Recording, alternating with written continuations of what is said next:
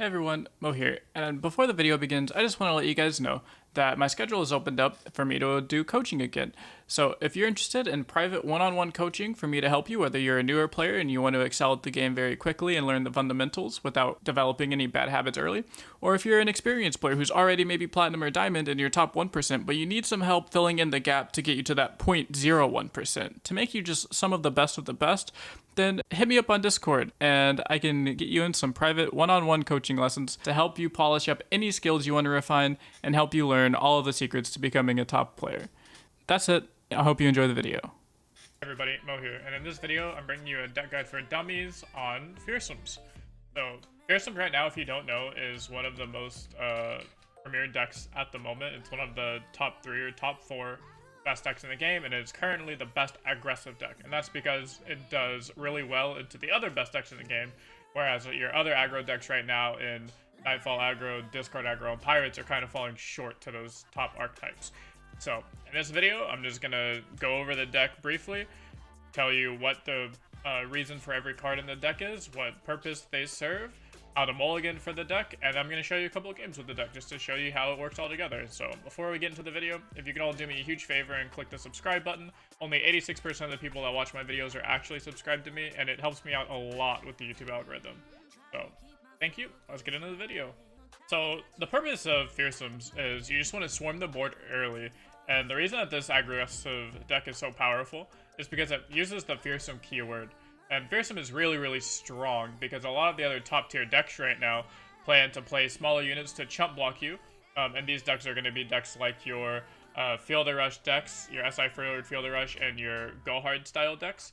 Both of those decks try to live by putting out just small chump blockers, but if your units have the Fearsome keyword on them, then none of those small chump blockers can actually block you. For instance, in Fielder Rush, they like to play a 2-1 Avarosan to block early and then a 0-3 Warding Stones. Well, if you put your board in with 2 or 3 Mist Wraiths that end up being really big, then they can't block you at all, and it's not like they don't even have chump blockers in the field. Same with Go Hard, they play a bunch of 2-power units, very few 3-power units. And so Mist Wraith and your other Fearsome units have a really easy time dominating these other top tier decks, and that's one of the perks of playing this aggressive deck. So now I'm going to go over each card and tell you the purpose of them. So Mark the Isle is a very cheap, very good combat trick. It's just a cheeky way to push in some extra damage, either on an attack to kill your opponent, or if you're trying to combo it with an atrocity and your units are just a little bit smaller.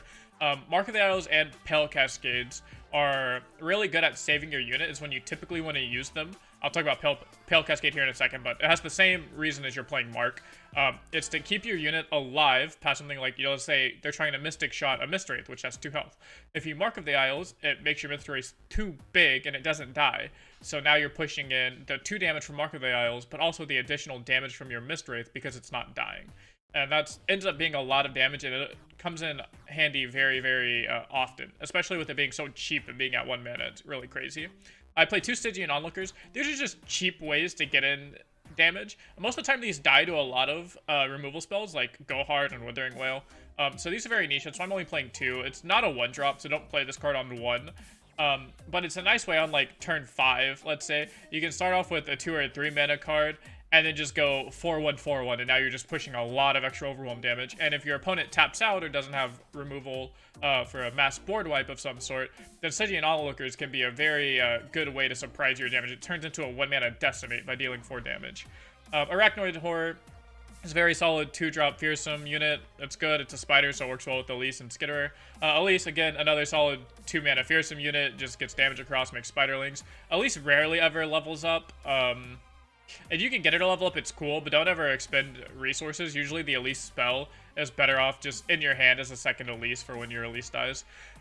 Mist Wraith. So this is kind of one of the stars of the deck.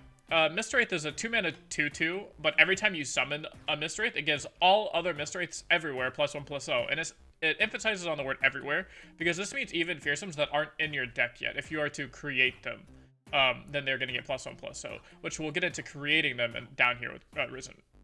Miss.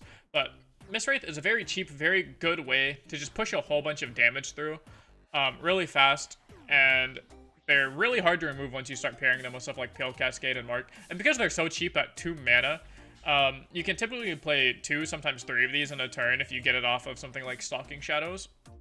and then your opponent is just facing down to like 7 2s out of nowhere for 6 damage, stuff like that. And miss rates get so big, even though they have small toughness, they have a small booty, they usually have really big power, which makes them great atrocity targets. Pale Cascade is the same reason for Mark of the Isles. It's just a nice way to push damage while keeping your unit alive. Pale Cascade is also insanely good because it draws you a card with a Nightfall effect. Stalking Shadows is a way to just refill your hand. You're basically always picking off of Stalking Shadows. You're almost always want to look for a Doom Beast or Skitterer. Sometimes it's situational, like sometimes you might want the Wraith Callers for if you're trying to go for a mid-game fight, or you just need a bunch of blockers if you think the game's going to go long. But most of the time, you're picking Doom Beasts, because if you get 2 Doom Beasts, then that's 4 damage to your opponent's face. So it gives you extra reach, so you don't have to kill them through combat. And then if you're picking Skitterers, it's because you're setting up for a turn where you can play both Skitterers and just completely take away all of your opponent's blockers, and that's extremely strong. Doom Beast is here, basically what I just said. They're here for reach. They're a good pairing with Stalking Shadows. Reach just means that it's easy for you to deal damage to the face without having to attack them. Skitterer is the same way. It buffs all of your spiders, which isn't that relevant. The big thing here is that it removes all of your opponent's power from their units. So all of your units have the Fearsome keyword, which means they can only be blocked by 3 or more power units. Well, if their board is a bunch of 3/3s, you play 1 Skitterer, you make all of their units have 2 power and not 3, and then all of a sudden they have no blockers, and you're just going to push through for like 20 damage. That's literally unblockable because of this card alone. Nevertheless, yeah, that's why getting this card off of a Stalking Shadows is absolutely insane. Callista is a very solid 3-drop. It's an alright champion. I mean, a 3-mana 4/3 Fearsome is pretty good on its own. On top of that, you can level up Callista, and with the level up Callista, if you bring back either Skitterer or Wraithcaller, it starts to get really nasty. Because when you swing with Callista and you bring back a Wraithcaller, the summon effect happens every time you bring back a Wraithcaller, assuming you hit your allegiance, which you should, because the only target on cards is Pale Cascade, so you have a 5% chance to miss, which is really extremely low. It summons a Mistwraith, and that Mistwraith doesn't have Ephemeral, so you're almost always guaranteed a blocker and an extra Mistwraith if you can bring back the Wraithcaller, and this combo is really, really disgusting. Our 4-drop is a Risen Mist. So this card was memed on when it first got released, or spoiled. This card's actually really, really good. It allows you to burst speed in, like a 4, 5, sometimes 6 powered unit, and then open attack, which really is cheating because you got to develop a huge unit, but you just didn't have to pass priority, and then you get to immediately go into attack. So this card is extremely slept on and really well paired with stuff like your Mistwraith. And sometimes you get enough mana to like burst speed in 2 of these, and all of a sudden it just gets out of hand really, really crazy. And it's really hard to play around this card because you don't give your opponent action. So you're developing a unit, like I said, but you're not giving them time to play their removal spells like their Avalanches or Ruinations. Wraithcaller is a very solid 4-drop. Honestly, your best 4-drop. This is a card you're looking for in every single matchup in your opening hand. It's just the tempo swing here is insane. You get a 4-mana 4/3 body, which is already good, but then on top of it, you're summoning a Mistwraith, which is going to be, you know, like a 4 or a 5/2 Fearsome unit for free. That's kind of broken. So Wraithcaller is a big star in this deck. You have 2 Atrocity for your late game reach. You usually never want these in your opening hand. And Atrocity is almost always going to be used on your Mistwraiths because, like I said, your Mistwraiths are typically towards the end of the game where you're going to want to Atrocity are going to be 6, 7, 8 power units. And your Harrowing is your I win the game card against anything that doesn't play Ionia. This is how you win the game, is you just block and trade away your units. You swarm them originally, and if they somehow deal with your board without dying, then you just cast this 9-mana card. It brings all your units back, and then they have to survive again through another wave of Fearsome units. And so if you bring stuff back with the Harrowing, it has all the summon effects. So if you have Skitterers that died, you bring back Skitterers through Harrowing, then boom, all of a sudden your opponents can't block again. And it's just, this card is so broken right now, and it's really, really slept on. I definitely believe it's a 3 of in the deck, and it's definitely an I win the game card against anything that's not like Ionia. So those are the reasons for every card's in the deck. You just have a general mulligan guide of you always want to look for you always want to look for a Fearsome unit on turn 2. You always want to have a Fearsome unit on turn 3, and then you want Wraithcaller. So the order of priority goes Fearsome unit on 2, Wraithcaller, Fearsome unit on 3. So those are the priorities you're looking for in a mulligan, and then after that, you're kind of just playing your units out and then just swinging in a whole bunch. This is a really easy deck to pilot. It's not that hard at all. You just have to try and maximize your damage with your Mark of the Isles and your Pale Cascades. And if you can maximize your damage efficiency, this deck is one of the easiest to pilot, and it's one of the best right now. You easily gain some free LP with the Hitmasters very easily. I gained 150 LP with this deck in 40 minutes because I went 8-0 with it, because the deck is really fast, so that's good for climbing, but it's also really good and consistent, so it's really good at gaining your LP. So that's it for the intro. This part went a little bit long at 8 minutes, so I'm just going to go ahead and hopefully show you guys 2 to 3 games. We'll see how long they take. Alright, we're against a Lee Sin deck here, Lee Sin Taric. So this is ranked, by the way. If you didn't see, I'm at about 200 LP. So here, we have what I was looking for. So we don't need Callista. We have the Wraithcaller. We're really just going to be looking. This is a really good hand, I'm glad to show you, because this is a really bait hand. Everyone's like, oh, you have Callista on 3 and you have this bursty speed Mistwraith. This hand's so good. This is actually really bad, because you're not doing anything until turn 3, and then even then you're just playing like a Callista. You really need some early game aggression, especially against a deck like Lee Sin Taric, where they're going to play like only one early game unit in Mountain Goat, and then nothing else really matters. You really want these cheaper units, especially stuff like Mistwraith, so that when you play this Wraithcaller, it gets a lot more effect. So on turn 2, if you have the option to, you're almost always pushing Elise here on 2, unless you have a burst speed Mistwraith that you're going to be attacking with next turn. It's always Elise on 2 here. So that's fine. We just click OK. And we just want to maximize our damage here. So we're just going to swing in with Elise. No big deal. He could pump this up with like a Pale Cascade and block here if he really wanted to, but we wouldn't be too worried about it. The reason we open attack is because he is playing stuff like Mountain Goat here on turn 3, and he's playing maybe like a 3-6 or something. Just stuff we don't really want to deal with. Out of the way. Okay, so that's a very interesting card. So if we knew our opponent was going to spend his entire turn doing nothing, we could have developed here. But it's honestly no big deal. So we're just going to play our Callisto. We're just going to play on curve. And a really good draw here would be the Burst Speed Mistwraith spell. For the reason of, you know, we're going to play 2 Mistwraiths, and then we're going to say, like, okay, if we Burst Speed into Mistwraith, we're good. So yeah, if we would have developed a Callista, he would have played a 3-6, and then we would have been able to not really attack into that well. Now we're not going to be able to really attack into this well anyways, because it's going to constantly keep the +0/+4 buff. Unless he swings, and then we get to do something like this. Buff this up. Let this die, because, I mean, we're going to have to end up doing a trade like this anyways, so if he does have a Pale Cascade or a Hush, we're kind of just, you know, shit out of luck at that point. But yeah, so here we can go ahead and develop. We're not worried about too many things here. So there's the Burst Speed Mistwraith. So you have to think, okay, what's the most amount of damage? If we Burst Speed our Mistwraith, then we're going to swing for 3, 6, 10, 12, and that puts him down to 6 HP already, which is good, because basically the only thing we're going to do here is develop like Mistwraith, which lets him play a 3-power unit to block anyways. So this is where I'm talking about where you want to maximize your damage output. You have to think, is developing these 2 Mistwraiths going to get me more, less, or the same damage as just playing this Risen Mist? So right now, if we Risen Mist, like I said, we get 12 damage through, and he doesn't have time to develop a unit. Whereas we could play the 2 Mistwraiths, and we're going to assume he plays like a Lee Sin or a Taric here, which gives him 1 blocker. He can then block our biggest unit, which is going to be a Callista. And we're going to get in for 4, 8, 12, 14 damage. So we like that play, because that play gives us the most amount of damage possible, assuming he only develops 1 blockable unit. Now, this play has more variance to it, because if he develops 2 units that are able to block here, then we actually lost out on damage, and it would have been better just to do a Mistwraith, Burst Speed, and then swing in. So here we actually ended up losing out on value.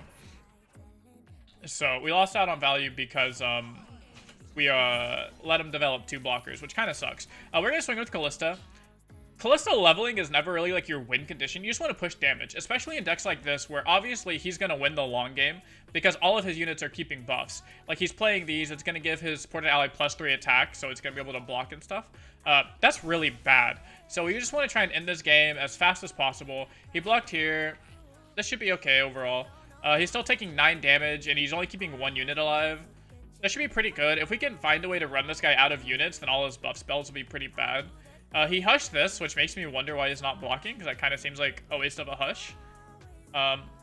Who knows? We'll see. Yeah. I mean, if he wants to block this 2 damage from Elise, he'd be better off just blocking like this. If he doesn't kill the spider, however, we're actually looking really good, because this is one of those rare cases where you actually level up your Elise, which now is really big, because our Elise units are going to have Challenger, which is really, really sick. So again, this is never something that happens often, and it's not something I usually try and work for, but my opponent's tapped out, so I know there's no way he can interact with this. If he's gonna give me a free Elise level, I'm gonna take it, right? There's no way I'm just gonna pass up on this option. This way, even if he plays like one more unit here, I can just pull them to the side with my spiders and then swing in. I did end up drawing a Skitterer, which is really, really nice. Let's go in Stalking Shadows just to see what we get off of it. We got a Stygian Onlooker, which, you know, isn't that bad. But, again, we're probably just going to be open attacking here. So he's going to be able to give this power. That's fine. We're going to pass. And then we're probably going to block with a spider here. We'll see what we end up doing. We might even be blocking with, like, a Mist Wraith, to be completely honest with you. So this is a 3-7, 2-3. Okay. So he has 1, 2. Let's see. If we block with Elise here, and then we can go pull, pull, pull. You're swinging in for 8 damage here, which is pretty good. Pretty good. There's a lot of things we can do here. But this puts us at 5. That's probably okay. We like this, because we get Skitterer next turn. We don't even have to open attack here, which is pretty crazy. So I'm going to show you guys just the raw power of this Frenzied Skitterer. So we ended up could have blocked because we're going to use the Skitterer here anyways. So we can Fearsome, and boom, look at this. It takes away his Fearsome blockers, which is absolutely crazy. And now he doesn't have any blockers. We're just going to swing in. We can pull the one blocker to the side, and we just hit him for like 20 damage there. So that's pretty good fast game. Let's go to the next one. All right, Dragons. So we should be okay. This matchup is going to be a little bit more scary because they do play single combat and they do play a 2-mana buff spell. But we have our 2-mana Fearsome, 3-mana Fearsome. So if we can draw a Mist Wraith, we'll be chilling here. Here's our Mist Wraith. Again, our turn 2 play is almost always just going to be Elise because it pushes the most damage here on 2. And we're chilling. We draw our Mark of the Isles, which is pretty good. Another good trick here is a lot of times people will block the spider from Elise just to be like, oh, I can get a free kill on the 1/1. Like, they'll block with like a Draven or something, right? Or like right here, he might try and block this just to think like, oh, I can kill 2 birds, 1 stone. And then you can just Mark of the Isles up the spider, and your spider's now trading with the 3/3, which happens a lot, and it's really funny when it does happen. So we're going to pass here. He trades, no big deal.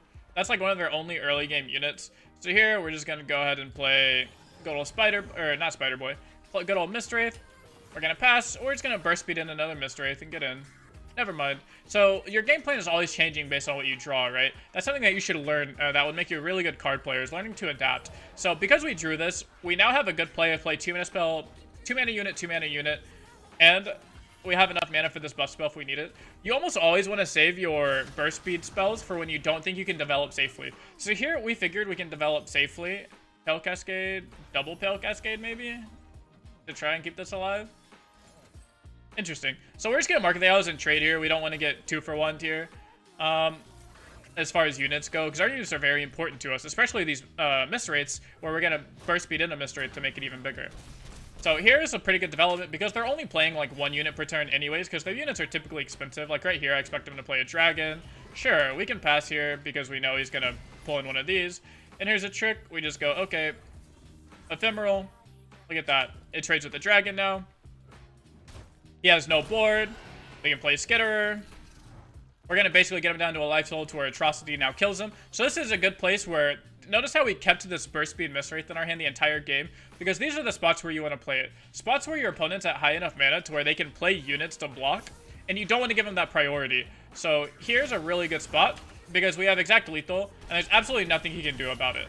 And because we kept that burst speed Wraith in our hand the entire game, that allowed us to then play it in the later stages to not give him an opportunity to develop. Whereas earlier, we let him develop because we knew it didn't matter. We knew at most he's developing like 1 unit, and we're going to be killing that unit no matter how he blocks because we had the pump spell in our hand. So that's really key, is to make sure that you can keep those burst speed Mist Wraiths for the later on in the game when you want to guarantee you can push as much damage as possible without allowing your opponent to develop units to block you.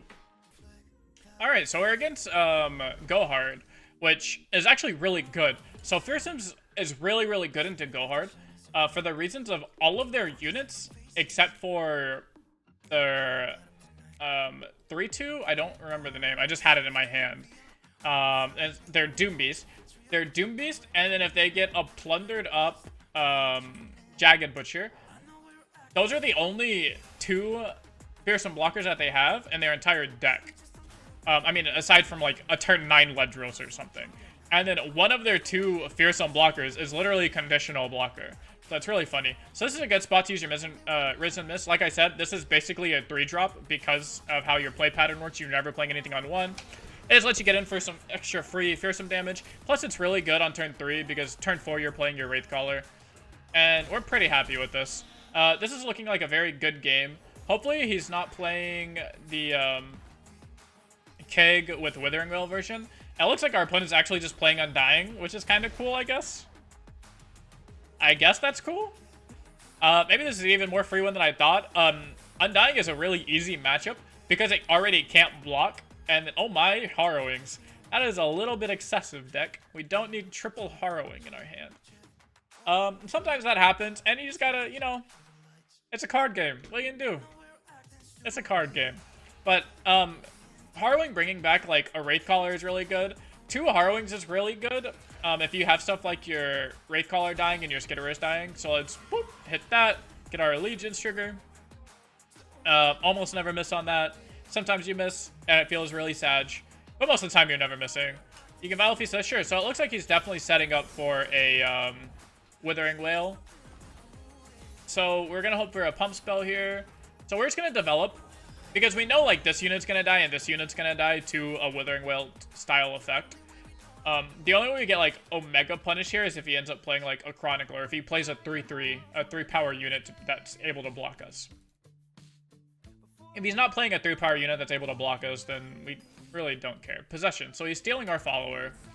That's fine. So he no longer has enough mana for Withering Wail. Oh, we don't actually care that he took that. We're just going to develop now. Because basically all that's saying is, like, you don't have Withering Wail mana. So you can either kill this 4-1, or you can kill this 4-1, right? So we're just going to swing out here. Oh, we didn't need to swing with the Spiderling. This was a misplay, because Elise is already going to make you a Spiderling. So you can keep this unit back, and you're basically just have an extra Spiderling. And now we're 1 spider closer to leveling up Elise. Like, it's the exact same damage. The only difference is now we have 1 fewer spiders, which is pretty sad. So he's at 5 health, which is pretty crazy. I mean, Doom Beast alone almost kills that. So here, we're just going to go ahead and block with the 1-1. No reason not to. He's probably going to, like, try and Ruination us here. Harrowing is really good if he Ruinations us. Yep, so he's going to Ruination us. No problem. Good thing we saved that extra 3 damage here.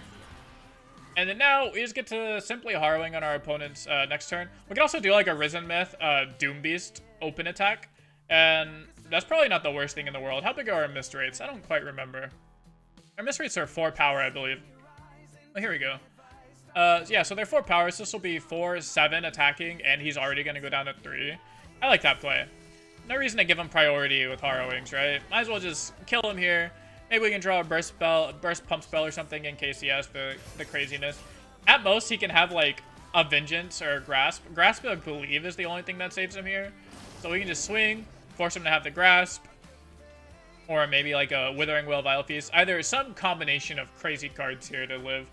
But more than likely, we're going to take away this win here. So there you go. It's another fast game. So these games go really fast. These games are really good. I've had a lot of success climbing.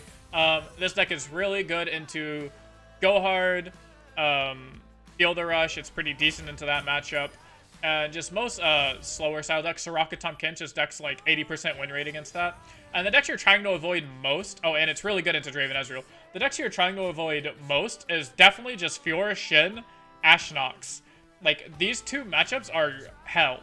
So if you can dodge these 2 mid-range matchups, you just prey on the slower style decks. You'll be gaining a lot of LP for this. So that's going to be it for this video, guys. I threw in about, I think should be three games, as well as a good old deck instructions. If you want more in-depth questions and a more in-depth deck guide, make sure to click on my Discord link down below, where I'll have a full matchup and Mulligan guide in my Discord for free. You don't have to subscribe through Patreon or anything. Just click it. Click the Discord link, join the Discord, and you'll have the matchup guide. So that's it. I hope you guys enjoyed the video. I hope you guys enjoyed the deck guide. If you did, leave a comment down below letting me know what deck you want to see next in the deck guide. And that's it. I'll see you guys in the next video.